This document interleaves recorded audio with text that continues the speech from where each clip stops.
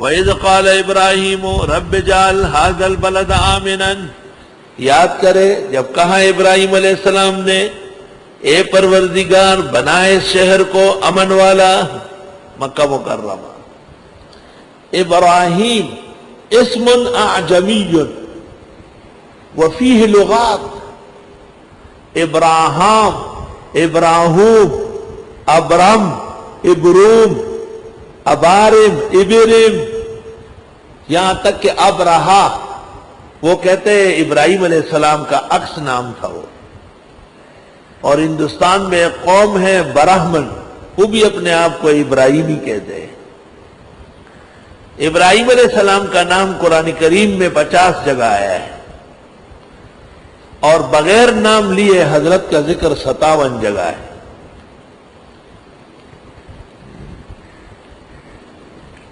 ابراہیم علیہ السلام کو حق تک پہنچنے کے لیے 10 مقامات طے کرنے پڑی، 10 مقامات سے گزرے،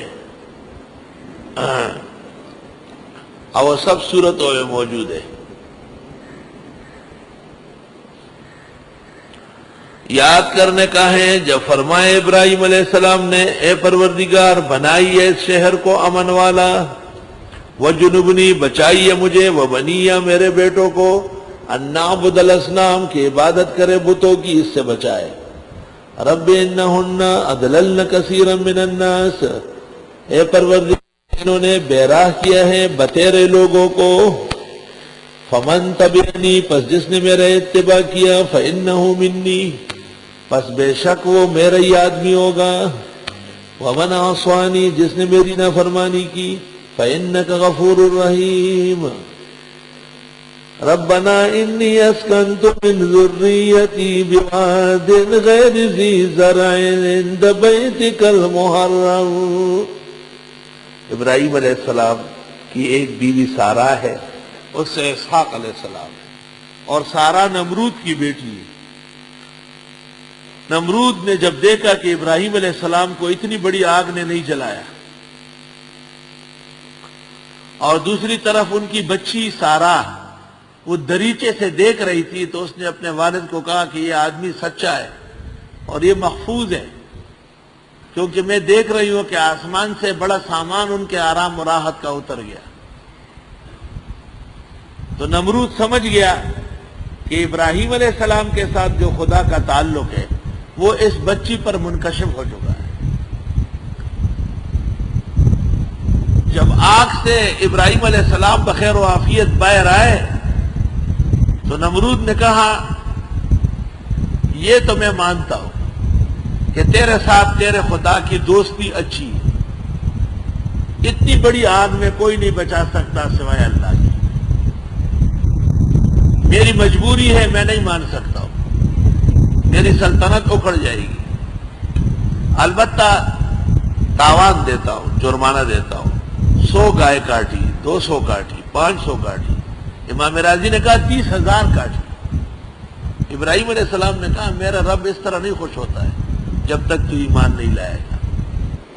تو اس نے کہا ایمان لانے کے ساتھ میری سلطنت اکھڑ جائے گی،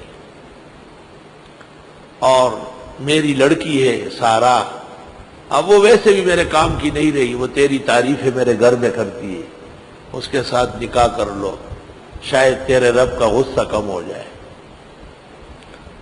سارہ سے پیدا ہو گئے اسحاق۔ راستے میں جا رہے تھے، ایک ظالم بادشاہ نے تنگ کرنا چاہا، اللہ تعالیٰ نے معجزہ دکھایا ابراہیم علیہ السلام کا، اس نے اپنی لڑکی دے دی ہاجر، اخدمہا ہاجر، جس کو مولوی کہتے ہیں ہاجرہ۔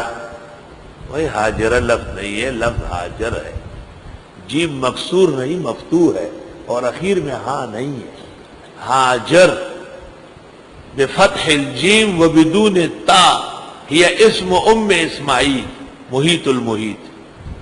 اور حدیث میں تو ہاجر ہی ہے، ہاجرہ کبھی بھی نہیں ہے۔ اللہ، ہاجر سے اسماعیل علیہ السلام پیدا ہوئے۔ وہ ذرا بڑی شہزادی تھی سارہ، اور یہ راستے سے ملی تھی، چھوٹی شہزادی تھی۔ بچوں میں پھر لڑائی جھگڑے بھی ہوتے ہیں، حق تعالیٰ نے ابراہیم علیہ السلام سے کہا ہاجر و اسماعیل کو لے کے مکہ میں چھوڑاؤ۔ امتحان آیا بہت سخت۔ جس وقت ابراہیم علیہ السلام ہاجر اور اسماعیل کو مکہ میں چھوڑنے آئے تو مکہ بالکل چٹیل میدان، ویرانہ، جنگل و بیابان تھا۔ ایسا چٹیل میدان جس جیسے کوئی ویرانہ نہ ہو۔ حضرت نے ہاجر کو اسماعیل کو چھوڑا اور روانہ ہو گئے۔ بی بی ہاجر ان کو دیکھنے کے لیے اوپر چڑھی، نیچے چڑھی، اوپر چڑھی، صفا و مروہ کے ساتھ چکرتے ہو گئے۔ جب واپس آئے بخاری شریف میں ہے جبریل نے پر مارا اور پانی نکل آیا زمزم کا۔ جس وقت ابراہیم علیہ السلام جانے لگے اور ہاجر سمجھ گئی تو پوچھا اِلیٰ مَن تَرَکْتُمُونِی، کس کے حوالے کرتے ہو؟ قَالَ اللہ، اللہ کے۔ قَالَ هُوَ دَائِدِيُونَا، پھر ہم کو ضائع نہیں ہونے دے گا۔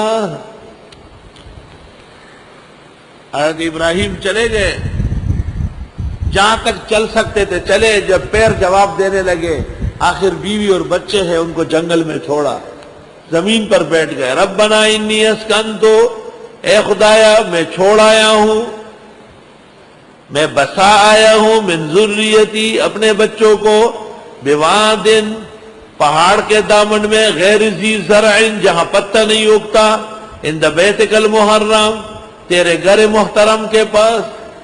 یہ عجیب بات ہے کہ جہاں پتہ نہیں اگتا وہاں کے مدرسے علم میں اچھے ہوتے ہیں، جیسے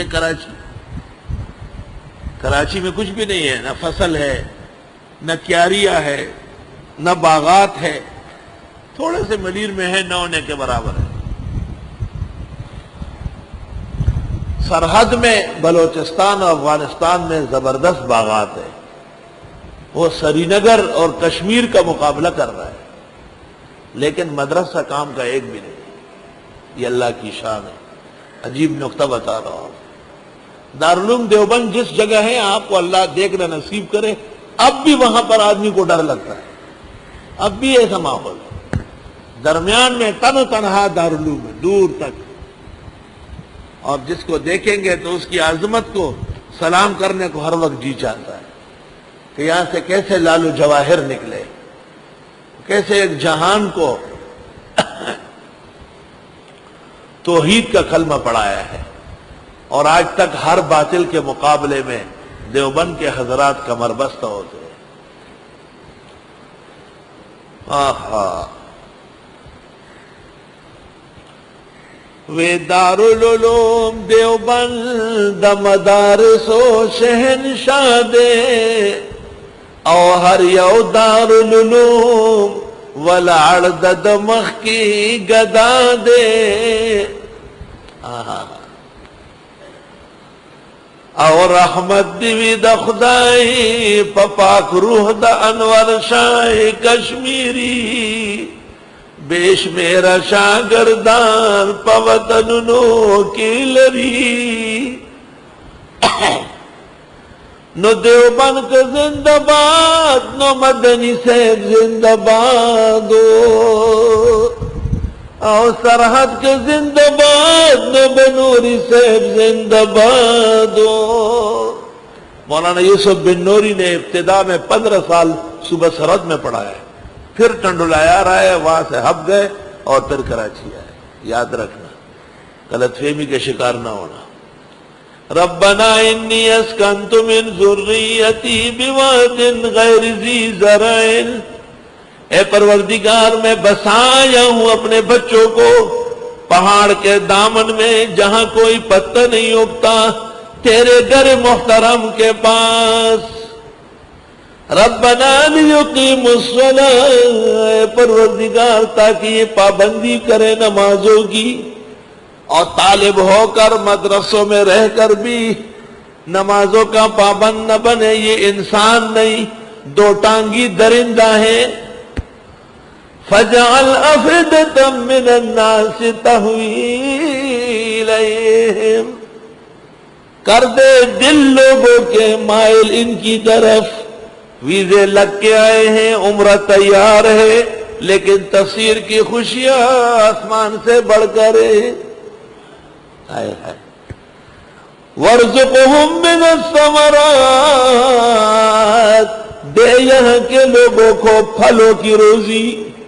اللہ آپ کو دیکھنا نصیب فرمائے جب مکہ اور مدینہ کے بازاروں میں نکلیں گے، سرحد کے باغات، بلوچستان کے پھل اور فروٹ، سبزی منڈی کے زبردست انبار ترکاری بھول جاؤ گے۔ اللہ